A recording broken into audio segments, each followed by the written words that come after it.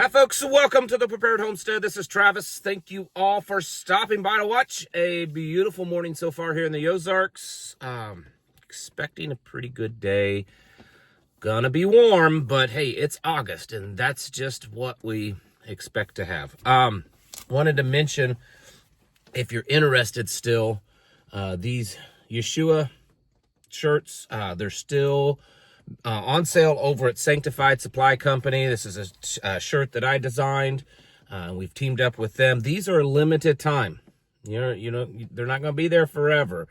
Also over there is the shirt that my wife designed, Daughters of the Most High. There'll be a link down in the comment section below if you're interested. If not, don't worry about it. Some people into that stuff want to wear things that, profess their faith and their opinions and all that, and others couldn't care less. So just wanted to point that out. And they're a limited time. I think maybe a couple of months, and then they will be gone. So if you want to get one, don't wait too long. This stuff with DC, it's really got me thinking.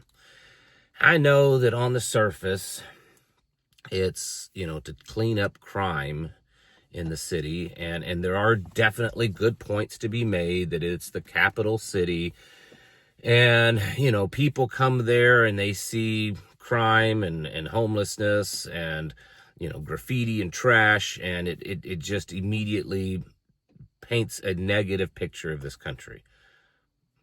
Maybe an accurate picture, but still negative.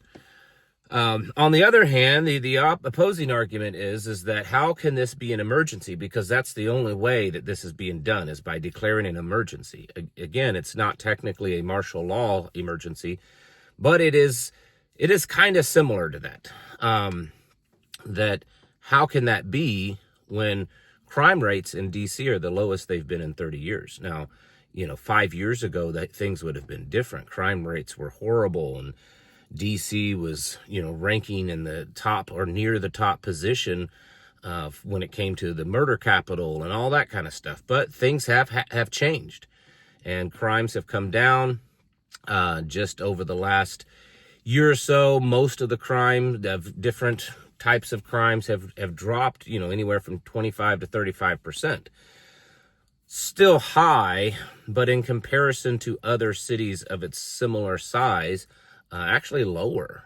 And I'm not a fan of, yes, it's left run. I get that. But so that's one question is how is this being justified as an emergency when crime rates over the last couple of years and the ones from the data that's already out for this year all indicate that the crime rate is continually going down in almost every area.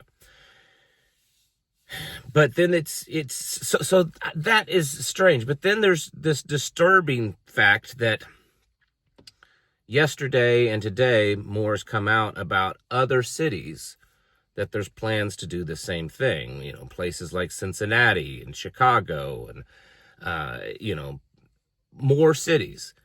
And there were, I think, at least 5 that were mentioned. All 5 of these are, of course, Democrat-run cities. And all 5 of them, yes, do have crime problems. But as I stated yesterday, virtually every major city in this country has crime problems. In fact, probably every major city on this planet has crime problems, which is exactly why I tell you all the time to get out of the cities.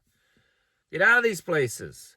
When you get a concentration, and it's not just the numbers, it's the concentration of that many people in one area where they're living that close together, it's just mathematical odds, folks. You're going to have crime problems.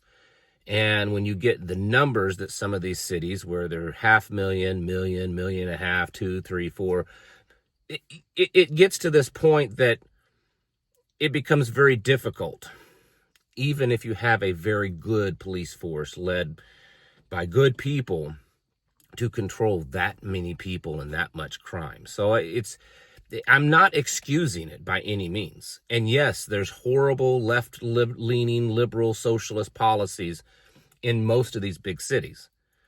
But you're still going to have problems. Maybe not as much, but you're still going to have problems, which is why you should get out of these places, okay?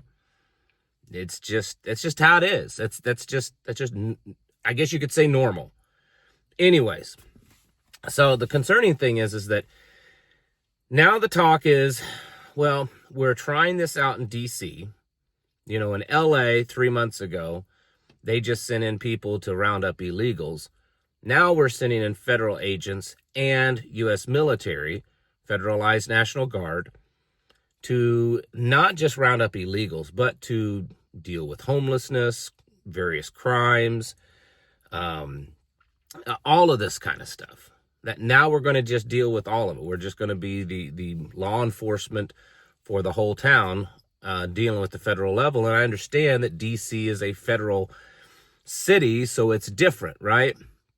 And so, well, they can technically legally do that there by jumping through some hoops. And so they're going to test it out. That's the guinea pig. But then they're saying, well, we're going to go around and we're going to start doing this to other cities. And of course, the question, and one is how, like legally, how are you going to do that? There's no precedent set. There's nothing in the Constitution or really in U.S. law that allows that to happen.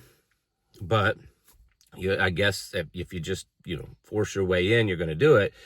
But it's starting to look like a continuity of government plan is being put into place. And I understand this. I'm starting to go out there on the far side when it comes to conspiracy theories. But think about it.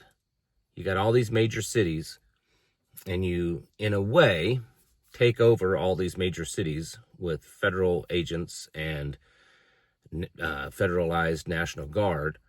It sounds like it could be some kind of continuity of government plan. It just, something's not right about this. I mean, it was less than 100 years ago in a nation somewhere else on the planet that a duly elected president of a country decided to start doing something similar to this. And he was using national troops to go around and deal with crimes, vagrancies, just the people in society that were causing problems. And the vast majority of the people really supported it because it was effective and it actually fixed a lot of problems. What the problem is that they didn't just stop there. They went on and they did other things to other people, and it got really bad. Fast forward, 80, 90 years or so.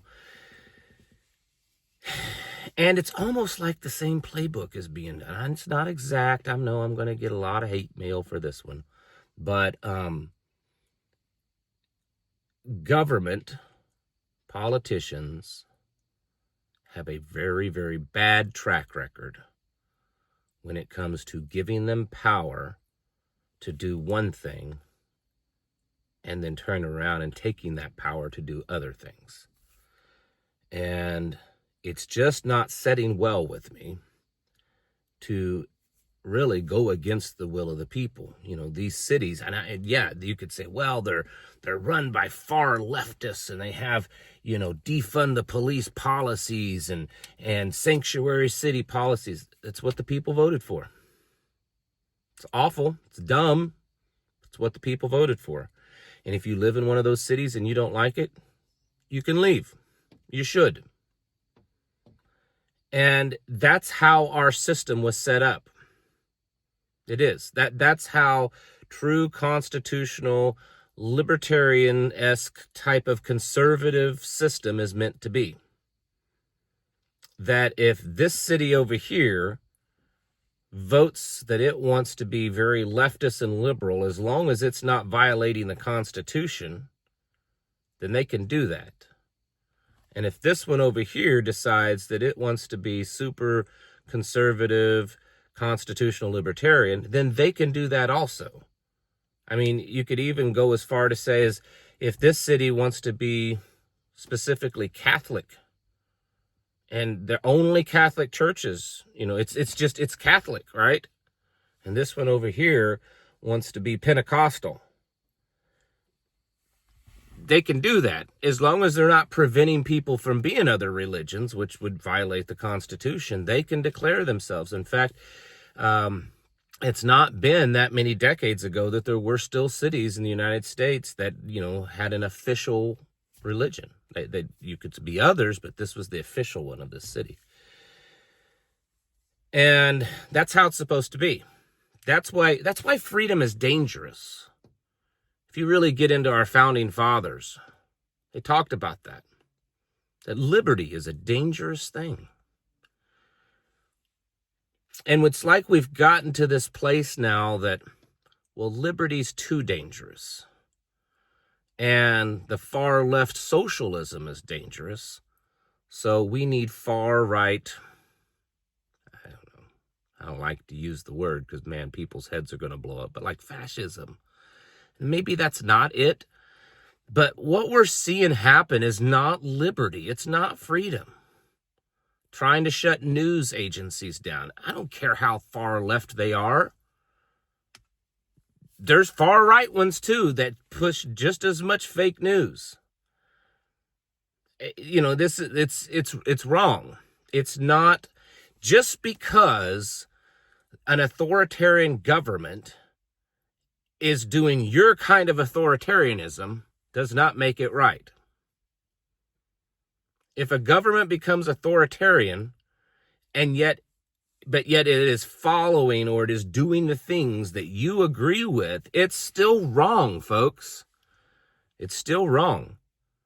If these things were being done by a far left-leaning, say, Kamala Harris, and they were being done against far right-leaning cities, conservatives, Republicans, MAGA people their heads would be exploding. But the same tactics being used against far left-leaning cities and left-leaning entities and people and stuff, then that makes it okay. People need to wake up. This country has lost its way. And traditional conservatism has lost its way, and it's becoming almost a dying thing. This, what we're seeing in the Republican Party and the MAGA group and everything, this is not traditional small government constitutional conservatism. It's not. I don't care how much you spin it. It is not. And saying that, it's a good thing to use big authoritarian government on these certain places because they're far left and these far left people are running them to the ground, it's still wrong. It is. It's just wrong. There's also another spin on this. I feel very confident in saying this due to the research that I've done. This is also a proving ground for the big high-tech AI stuff, Palantir. There's little snippets that indicate that what's going to happen in D.C., Palantir is going to basically use their technology that they've been using over in Israel against Palestinians in places like the West Bank, and they're going to use that here. They're going to use it against criminals, illegals. I mean, they already have been, but it's going to be a bigger deal in D.C.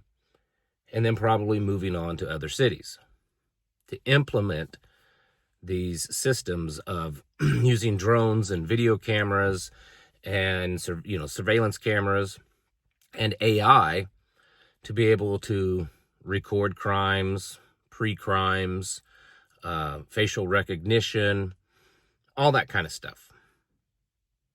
I do not think by any means that is far-fetched out there, because just in the last 6 months, Palantir has signed numerous contracts with the government.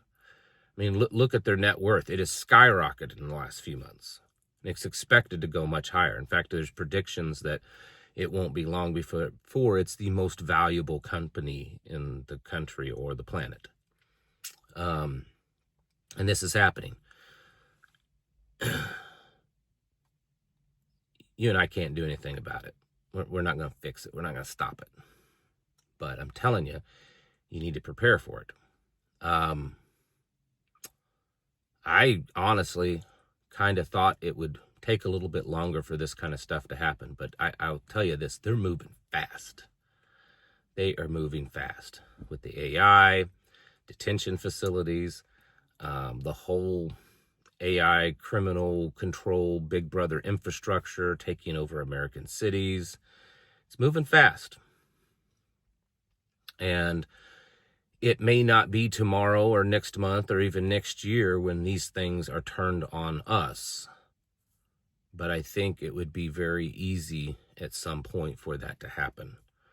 And like I've said for years now, the beast system may not be implemented, and the people that are in power now, or when Biden was in power, or the next president, they may not be the beast in the system and the Antichrist, but the system is being developed.